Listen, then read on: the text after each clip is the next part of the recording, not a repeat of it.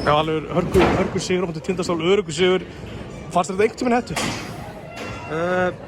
Nei, kannski ekki til hættu, en við það tók smá tíma að ná þeim, þú veist, alveg ná þessu rönni sem að svona skildi okkur að þannig að þú veist, þannig að seint í öðru náðum við að koma þessi 15 fyrir hálfleik og það er erfitt, þú veist, bara fyrir sama hvaða lið að lenda 15 á útivelli í erfiðum leikskilur, þannig að mér finnst við gera vel á þeim tímapunkti.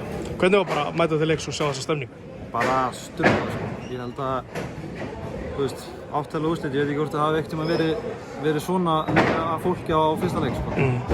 Þú nærðist alveg aðeins, þú svipar hittir öllu fyrir hálfleik?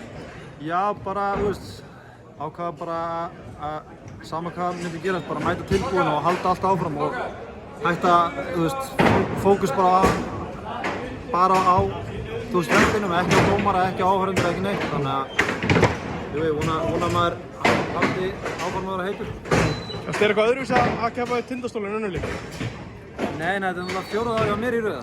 Þetta er því sem ég Keflavík í áttalega og þú veist, og hann er bara að spila á móti þeim. Það er náttúrulega helviti góð stemning hérna fyrir norðan og alltaf gaman að fara á þangað, þannig að þú veist, tilbúin fyrir næsta leik. Það heldur í einhverja tengingu fyrir norðan?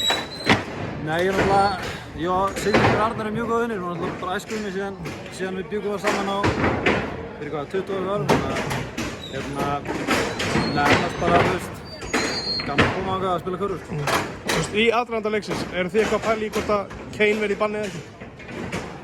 Nei, ég held að það, þú veist, eins og við segjum fyrir leiki með að hætta vel í dómurum, að stjórna því sem við getum stjórnað og láta annað í friði. Takk fyrir þetta. Já, takk fyrir. Ágæði velunir.